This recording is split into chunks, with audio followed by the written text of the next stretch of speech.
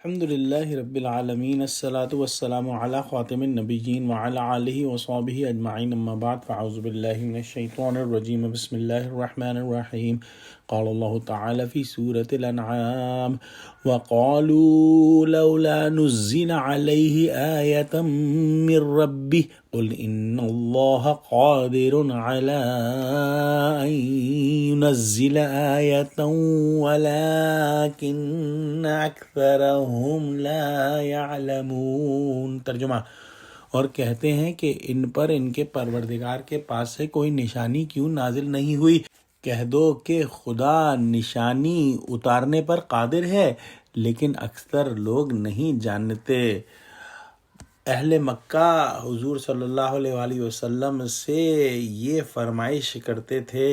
کہ اللہ سبحانہ وتعالیٰ کوئی حسی معجزہ کیوں نازل نہیں کرتا۔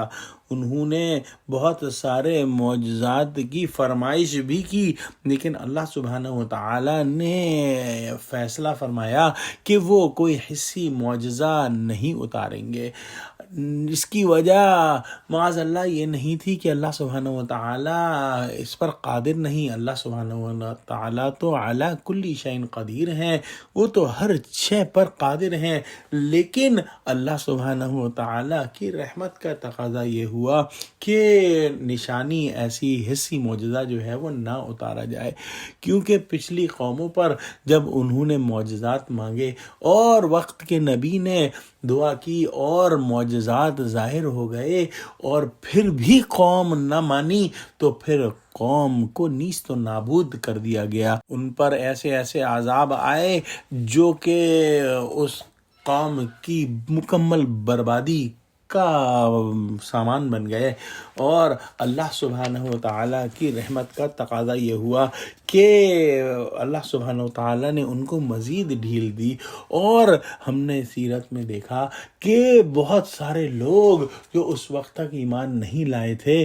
آخرکار ایمان لے آئے، اور اس کے اندر اللہ سبحانہ وتعالیٰ کی حکمت تھی کہ اللہ سبحانہ وتعالیٰ نے کوئی ایسا حسی معجزہ ان کو نہیں دکھایا۔ لیکن کفار کے پاس بس یہی ایک دلیل رہ گئی تھی کہ اگر محمد صلی اللہ علیہ وسلم اللہ کے رسول ہیں تو ان پر اللہ سبحانہ وتعالیٰ کی طرف سے کوئی نشانی کیوں نہیں اتار دی جاتی۔ اسی ایک حجت پر انہوں نے ڈیرا لگا لیا تھا، باقی ساری دلیلوں میں وہ مات کھا رہے تھے۔ اس صورتحال میں حضور صلی اللہ علیہ وسلم کی طبیعت میں تنگی اور ضیق کی جو کیفیت پیدا ہو رہی تھی، اس کا ذکر ہم قرآن میں بار بار پڑھیں گے، اور ہم نے دیکھا کہ اللہ سبحانہ وتعالیٰ نے فرمایا سورہ حجر میں کہ ترجمہ، ہم خوب جانتے ہیں کہ آپ کا سینہ بھنجتا ہے ان باتوں سے جو یہ کہہ رہے ہیں۔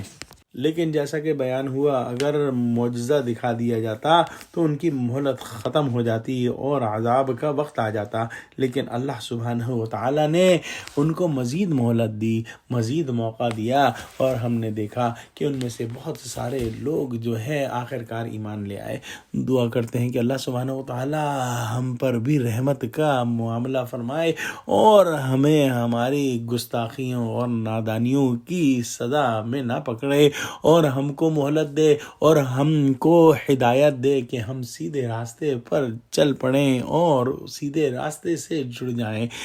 آمین۔ وآخر دعوانا الحمد للہ رب العالمین۔ السلام علیکم ورحمۃ اللہ وبرکاتہ۔